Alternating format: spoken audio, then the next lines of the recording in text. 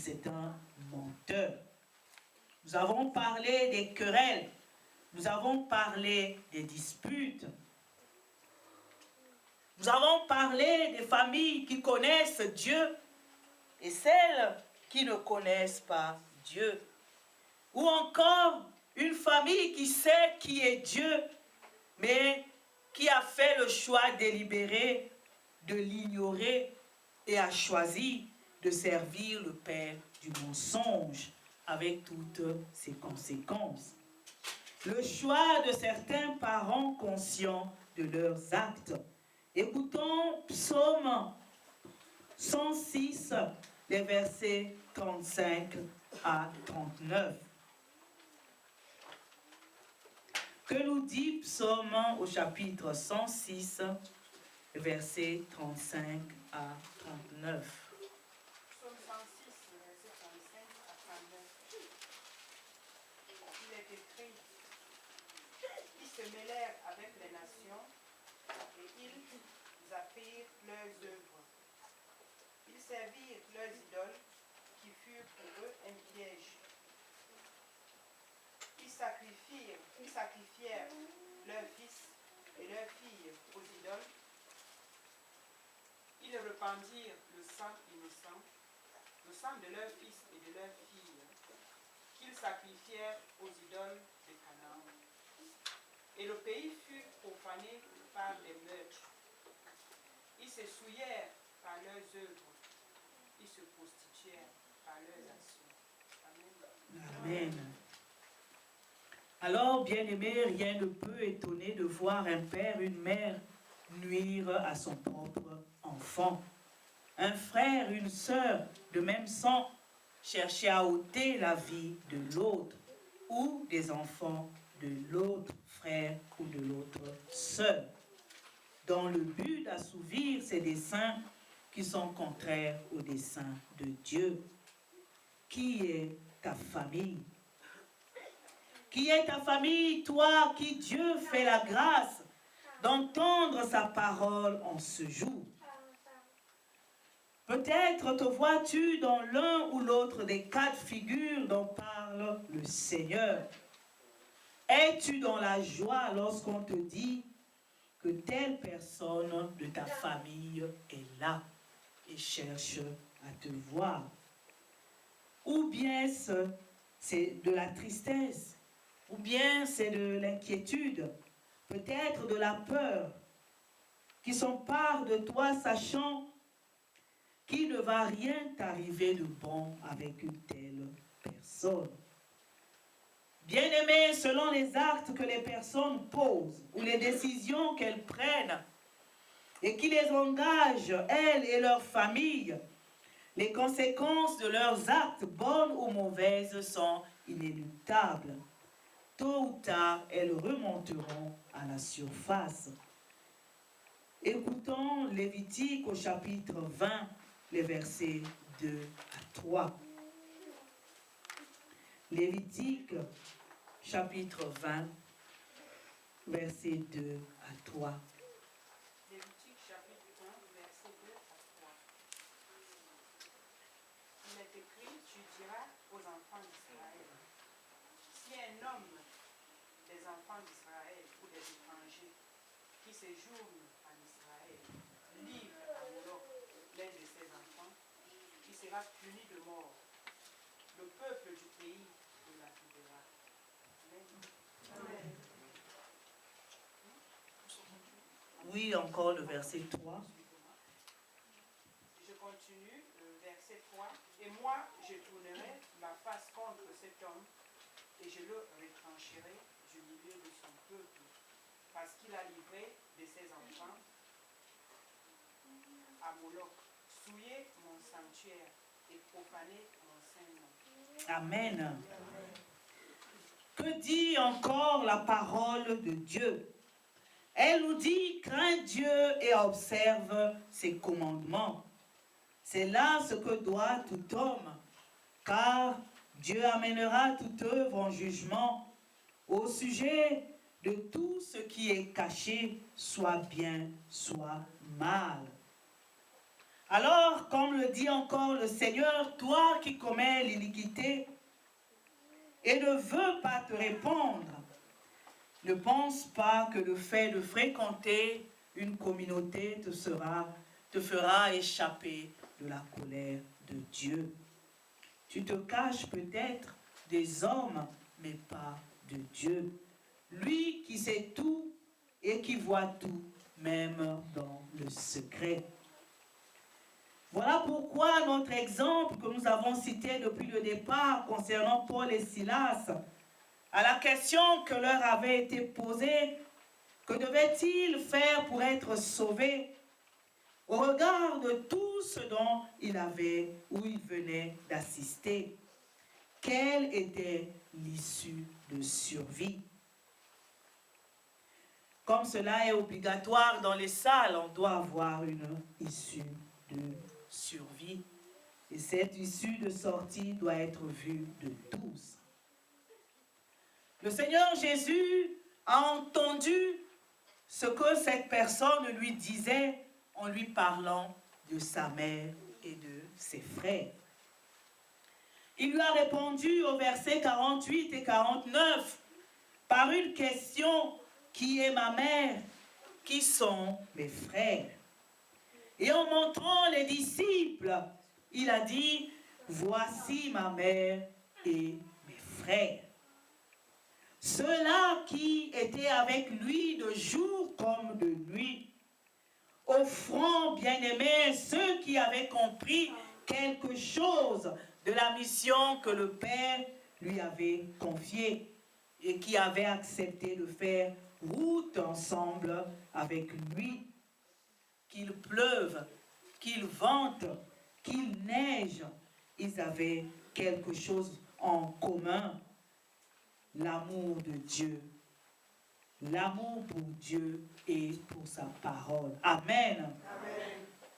Combien de gens bien-aimés ont été déçus par ceux de leur famille en qui ils avaient tout misé, quitte, bien-aimés pour certains, à s'endetter pour eux, à se mouiller pour eux dans certaines situations délicates et difficiles, même quand bien même Dieu leur dit attention à un tel, ou Dieu leur dit comment gérer une telle situation. Le plus souvent, la réponse c'est: comment Dieu peut-il parler ainsi? C'est quand même mon père, c'est quand même ma mère, c'est quand même mon frère, quand même ma soeur.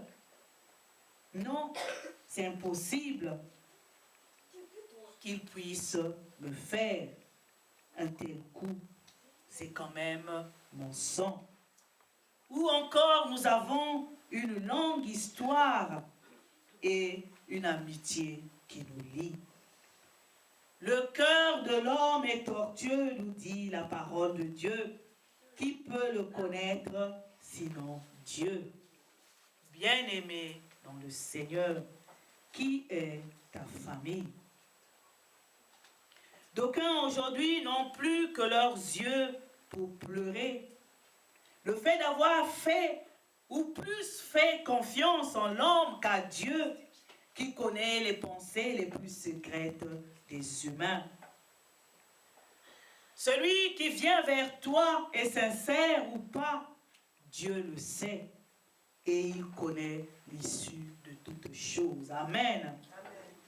D'autres peuvent crier à la paranoïa, bien-aimé, le fait de se dire mais on voit le mal partout. Non, ce n'est pas cela. Quand l'arbre est bon, son fruit est bon. Quand l'arbre est mauvais, son fruit aussi est mauvais. Amen. Alors, pour le savoir, qui mieux que Dieu pour te le dire? Personne qui offre de bon cœur, bien aimé, une personne qui offre de bon cœur, s'attend à ce que celle qui reçoit dise merci à Dieu pour ce que l'autre lui a remis, afin que Dieu lui donne davantage, mais pas que celui qui reçoit prononce des malédictions sur l'objet et contre la personne. Bien-aimés dans le Seigneur, il faut toujours chercher la volonté de Dieu. Et la volonté de Dieu en toutes choses pour éviter des surprises désagréables. Des surprises qui parfois causent des blessures qui ont du mal à guérir ou des souffrances qui durent parfois pendant longtemps. Le Seigneur a montré ses compagnons dans l'œuvre de Dieu, ceux-là qui étaient réellement vrais et sincères. Pas ceux qui mettaient en place des façades qui ne reflétaient pas la vérité. Beaucoup de ceux qui marchaient avec lui se sont arrêtés en chemin. Rappelons-nous des propos de certains disciples. Cette parole est dure. Qui peut l'écouter? Ils ont préféré s'arrêter pour certains et faire demi-tour. Pour le Seigneur Jésus, sa mère, ses frères, ce sont ceux-là qui font réellement la volonté de Dieu. Ceux qui croient en son nom.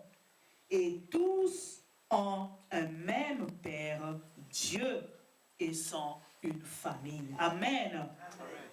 Éphésiens 2, 19 dit ainsi donc, vous n'êtes plus des étrangers ni des gens du dehors, mais vous êtes des concitoyens des saints, gens de la maison de Dieu. Le Seigneur relève le fait qu'au sein de la maison de Dieu, on constitue une famille. Parce qu'on y trouve des frères, on y trouve des sœurs. Ceux qui marchent réellement dans la foi et dans la crainte de Dieu. Ceux-là qui réellement tendent la main animés par l'amour de Dieu. Le Seigneur ne veut pas parler des loups déguisés en brebis. Non, pas ceux-là, mais ceux qui ont réellement la crainte de Dieu et qui sont dans la maison de Dieu. Oui, comme le dit le chant, nous faisons partie de la maison de Dieu. Et nous sommes frères et sœurs. La parole de Dieu dit, car mon père et ma mère m'abandonnent, mais l'Éternel me recueillera. Face à certains parents qui sont capables de faire des choses contre leur propre enfant, nous l'avons entendu dans Lévitique 20 et dans le psaume 106. L'amour de Dieu tend les bras à celui qui s'abandonne entièrement entre les mains de Dieu. Car c'est lui qui, par le Saint-Esprit, console. C'est lui qui, par le Saint-Esprit, soulage, fortifie, guérit véritablement les blessures. C'est lui, l'amour de Dieu, par le Saint-Esprit, qui comble de joie. C'est lui, l'amour de Dieu, par le Saint-Esprit, qui accomplit beaucoup de choses. Ne nous trompons pas, bien-aimés, et ne nous berçons pas d'illusions. Cela ne changera aucunement. Parce que le Seigneur, lui, il ne voit pas aux apparences, mais il voit au cœur. Lorsqu'on s'engage avec le Seigneur, lorsqu'on s'engage de marcher avec le Seigneur est là, bien-aimé dans le Seigneur. Comme le dit la parole de Dieu, qu'est-ce qui pourra me séparer de l'amour de Dieu? Est-ce la tribulation? Est-ce que ce sont les souffrances? Est-ce que c'est la nudité? Ce n'est pas parce que des gens sont nés d'un même père ou d'une même mère ou font partie d'une même lignée qu'ils ont tous la crainte de Dieu ou que Dieu les connaît tous. Les gens peuvent être 10, 15, 20 ou 100 ou plusieurs dans une famille, mais peut-être que Dieu n'en connaît qu'une seule. tous les autres, le reste, il ne les connaît pas. Tout simplement parce que ceux-là ne font pas la volonté de Dieu et ne marchent pas en vérité avec lui. Amen. Alors, sais-tu qui est ta famille? Ou bien, où te situes-tu au sein de cette famille? Au regard de tout ce que le Seigneur vient de nous dire, bien-aimés, soyons maintenant rassurés parce qu'il nous permet de connaître et de savoir certaines choses. Le Seigneur Jésus l'a dit, qui sont ma mère? Qui sont mes frères? Qui sont ma sœur? Seulement ceux-là qui font la volonté de Dieu. Nous avons compris quelque chose aujourd'hui. Qui est ta famille? Que ce soit de sang ou pas, que ce soit dans la maison de Dieu ou pas, seulement celui-là qui fait la volonté de Dieu. Que l'Éternel bénisse sa parole dans nos cœurs. Amen. Amen.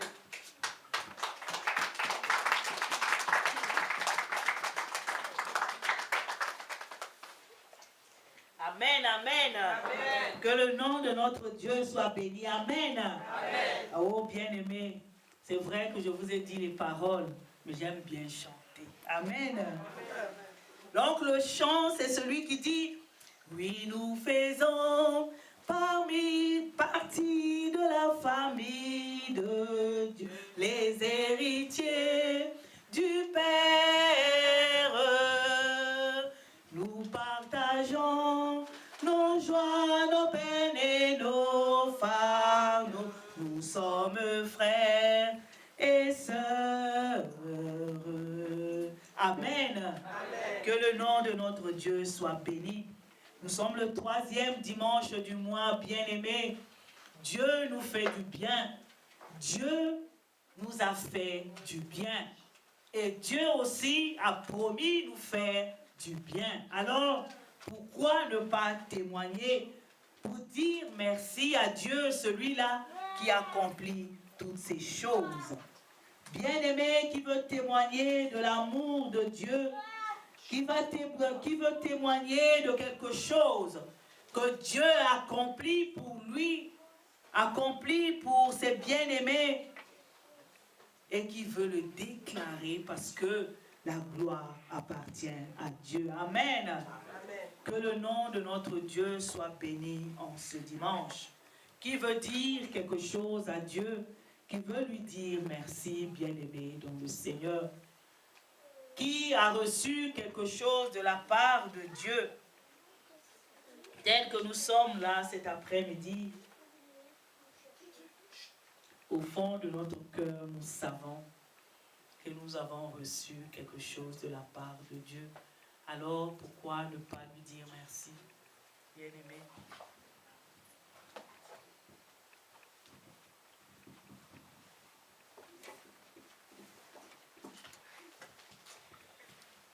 Je vais témoigner pour vous dire ce que Dieu a fait pour moi.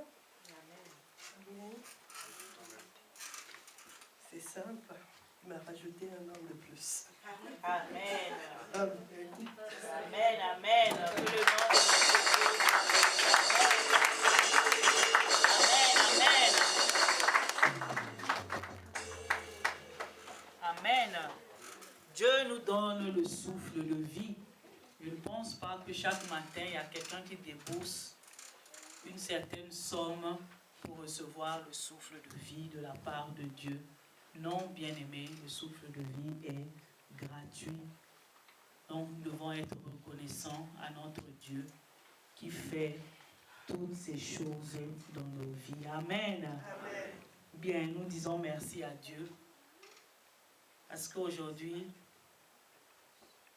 les gens préfèrent rester assis. Alors, nous allons, bien aimer, écouter un chant, un groupe d'adoration, donner un chant pour dire merci à Dieu qui accomplit toutes choses dans nos vies.